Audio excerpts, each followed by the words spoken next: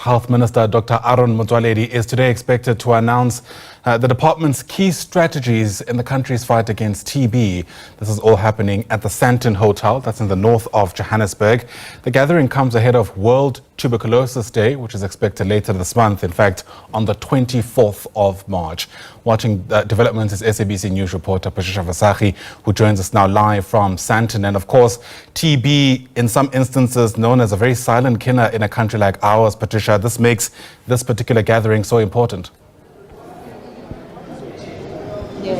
Well, good morning, Ayanda, and to our viewers. Of course, we're here at the End TB workshop that is taking place, where a lot of stakeholders, experts on this particular subject matter, the media in particular, that's been invited to this workshop. And this is to drive awareness, but also to create stronger partnerships in order to strengthen the fight against TB in the country, as it is one of the leading diseases that causes a lot of deaths in the country. Just before the COVID-19 pandemic, it was actually standing at number one, and then COVID took it over, but now it's back to the number one position, and hence the drives to create more awareness, bring the media on board as well to play that active role of conscientizing society, but most importantly make sure that people do get tested and get on the right treatment. And there's that strong link between TB and HIV and AIDS. And to talk more about this, I'm joined by Dr. Tembisile Kulu. Thank you so much for joining us.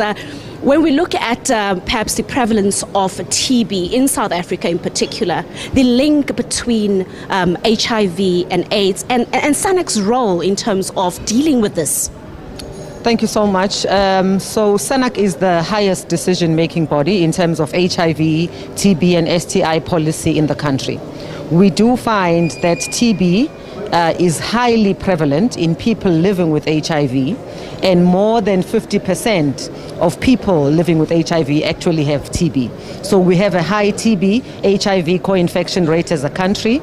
We have a high level of drug-resistant TB as well as multi-drug resistant TB. So we actually find that mortality is also quite high in people living with HIV that are actually dying from TB.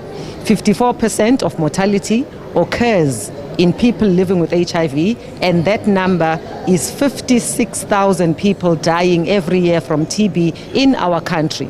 And it's not acceptable when you consider that TB is preventable and it's truly curable. And that 56,000, maybe it's a number that is difficult to understand, but if I break it down for you, it's about 6 people dying every hour from a curable disease, which is completely unacceptable. And where is it going wrong? Why is society battling to protect themselves, one, against TB, but most importantly, get the treatment, and why are the statistics around it not going down as much as there is a lot of work around it? There is a lot of HIV in South Africa. We are one of the countries that has got the highest number, absolute number of people living with HIV in the world, 7.8 million, which is estimated. And that means the amount of TB that we have linked to HIV is quite high. Now, the fact that there is stigma that goes along with that doesn't help the situation. People don't come forth because of stigma. People still think that TB is still only linked to HIV, but what we are starting to see now, especially with people getting access to antiretroviral therapy, is that we are seeing slightly less mortality and slightly new cases of TB, but we are seeing cases of TB in people that are not living with HIV. So if somebody just has a cough, or they're just losing weight, they don't take it seriously. So we are seeing very poor health-seeking behavior, especially amongst men, and especially amongst people who don't regard themselves as being prone to having TB. So that's why we are actually commemorating TB month. We are saying the media has got a wide reach in terms of raising awareness and making sure that they educate people that whether you are living with HIV or not, the amount of TB in this country is such that all of us are at risk and we all need to be tested. Talking about a stigma, just like with HIV, there's often that misinformation that there is a class that is prone to TB, while it's very evident that actually does not discriminate. It does not discriminate. It knows no race, it knows no color, it knows no border, and it knows no class. I think you were in the room when we saw the gentleman who is a TB survivor, a well-off young man who looks very, very healthy. So we need to understand that TB is so highly prevalent in this country that it is a disease more still of malnutrition. It's a disease of poverty. But when you consider that we've got 7.8 million people living with HIV, and it's no longer a disease that is just, it's no longer just a disease of poverty. It's a disease that affects you when you interact with other people. When you are interacting with other people and moving amongst people, just by breathing the same air, you are highly likely to catch TB. Would it then be correct to say that perhaps everyone needs to test once in a while to see if they have it, as it has been mentioned inside by some of the experts, that sometimes there are no symptoms, but you're living with TB? I think I mentioned when I did my opening that it's my call to action. Every single South African needs to be tested for TB, whether you are living with HIV or not. Families, index cases, so where your family member has got TB and you live in the same household, you need to get tested. But irrespective of your HIV status, irrespective of where you are, as long as you are living in South Africa, for the burden that we have, we need everybody to be tested for HIV today. I heard earlier you were talking about holding hands, all the different stakeholders that need to come on board and do their bit. You're appealing on the media to activate that educational drive in our communities. Maybe just share with us, what is it that you would like us as the media, as journalists, to really do quickly to drive that message? During COVID-19, the media was very active in driving the message, and it paid off. What can we do this time around to assist government? I'd love for the media to really help us to educate people to be empowered that TB can be cured, and therefore there is no need for stigma, because TB is a disease that occurs commonly. It occurs commonly, but it is curable and it can be treated and it can be preventable. When we can see that you are most likely to get TB because you live with somebody that has TB, we are able to put you on TB preventive therapy. So if the media can put the message out there that this is a preventable disease, it's a curable disease, you don't have to die from TB, that would be so helpful to kill the myths around the stigma and the misinformation around the fact that TB is a death sentence. It's not.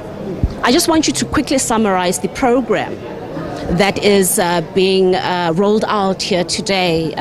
Its genesis, its objectives, and really the importance of having such a program. When you speak to many people, they'll tell you that often we see program after program that's being launched in South Africa, campaign after campaign, and many people wonder, do these campaigns really pay off? They do pay off. I think when you look at the stats, I recommend that everybody looks at the brochure that was given out today and look at where we have come from in terms of TB and how it has been underfunded and how it hasn't been a disease that has received the focus like HIV has. HIV has essentially been a poster child and TB has been ignored, and yet it has been a major killer in terms of infectious diseases. So this program became important in terms of ending TB as a public health threat by 2030. We saw that in our country, people were living from HIV but continued to die from TB, which was sad.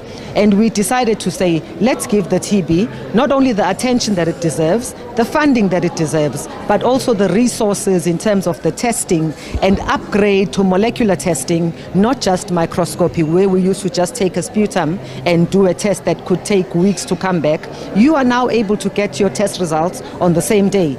So there has been an active effort to say the degree of mortality and morbidity that we see from TB is completely unacceptable, and the country is saying, let us then ask our journalist friends to help us to put the message out there to say, can every South African get tested for TB, and can they get access to treatment so that they can be cured? And if they are living with somebody that has got TB, can they get access to TB preventive therapy so that we can end TB as a public health threat by 2030? All right, thank you so much. That is, of course, Dr. Thembisile Ngqulu. She is the CEO of SANAC. We'll also be engaging the Minister of Health, that is Dr. Aaron Motsoaledi, who's also inside, joining the many experts that are here today to obviously talk about this program. That is the End TB campaign, aimed at, of course, making sure that at least every South African, even if it's once in a while, does make sure that they get tested for TB. You heard there, it does not discriminate, and often there are no symptoms, but you're living with this disease. It's back to studio. Such an important story indeed. Patricia Vasari, live to us there from Sandton. Thanks very much indeed.